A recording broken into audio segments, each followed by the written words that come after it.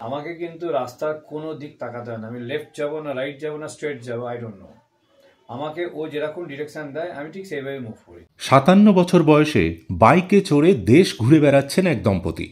দাম্পত্য জীবন 32 বছর হলো।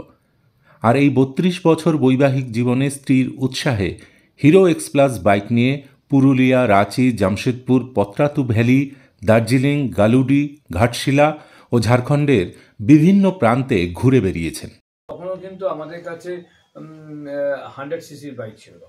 আমরা কলকাতা থেকে বেরিয়ে ফার্স্ট গেলাম ঘাটশিলা, ঘাটশিলা থেকে হয়ে গালুডিতে গিয়ে আমরা স্টে করেছি দুদিন। গালুডিতে গিয়ে দুদিন স্টে করলাম। ওখান থেকে জামশেদপুর গিয়ে তারপরে রাঁচিতে গিয়ে 1 ডে স্টে করলাম। ওখান থেকে পত্রাতু ভ্যালিতে গেলাম, সেখানে গিয়ে 1 ডে স্টে করলাম। তারপরে আমরা পত্রাতু ভ্যালি থেকে ক্যালকাটা ব্যাক করেছি। কলকাতার নিমতলা স্ট্রিট রোডে বাড়ি অলোক সাধুখার, বয়স 57। তার স্ত্রী মীনাক্ষী সাধুখা, তারও বয়স 57। রয়েছে একমাত্র ছেলে, পুত্রবধূ ও একটি ফুটফুটে নাতি। সাংসারিক জীবনে খুবই খুশি তারা, যাকে বলা যায় হ্যাপি ফ্যামিলি। 1992 সালে রেজিস্ট্রি ম্যারেজ করে বিয়ে করেছিলেন তারা। বিয়েটা হয়েছিল প্রেম করেই। বিয়ের পর সংসার জীবনে খুব একটা ঘোরাফেরা করেননি তারা, যতটুকু ঘুরেছেন তা ট্রেনে চড়েই। তবে এখন তার স্ত্রী অলোকবাবুকে বলেন, অনেক তো হলো, এবার নয় আমরা আমাদের মতন করে জীবন ও প্রকৃতিকে দেখি।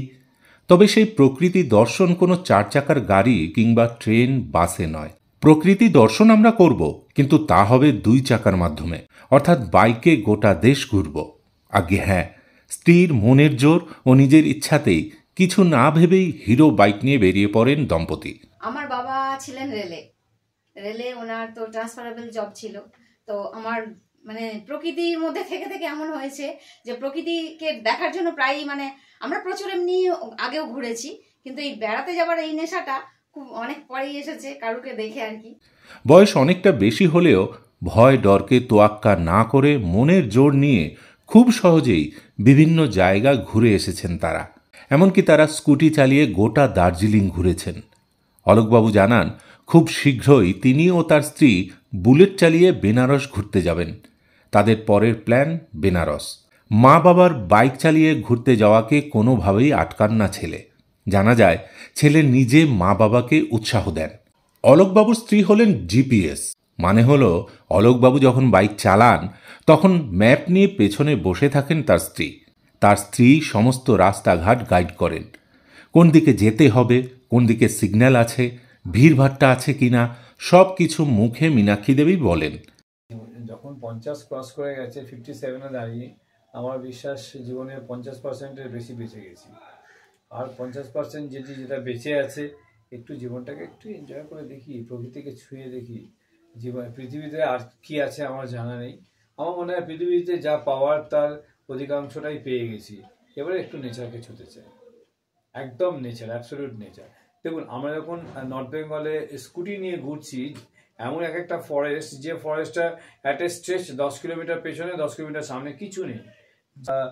মিসডাইরেক্ট হয়ে গিয়েছিলাম, এমনই একটা জায়গায় ঢুকে গেছি যেটা একদমই আমাদের যাওয়া উচিত ছিল না। পড়ে গিয়েছিলাম, পড়ে গিয়ে গাড়ি চোট হয়েছিল, গাড়ি ভেঙে গিয়েছিল। সেখান থেকে আমরা ম্যানেজ করে কোনো রকম, আমি জানি আমাদের এই বয়সে এটা খুব জাস্টিফাইড নয়, বাট তাও আমরা ওটাকে ম্যানেজ করেছি, ম্যানেজ করে গাড়ি ওয়েল্ডিং করিয়েছি সব। তাদের পুরুলিয়া ভ্রমণের একটি অভিজ্ঞতাও হয়, যেখানে জিপিএস ভুল গাইড করায় রাস্তা খারাপ হওয়ার কারণে ছোট দুর্ঘটনার শিকার হতে হয় তাদের।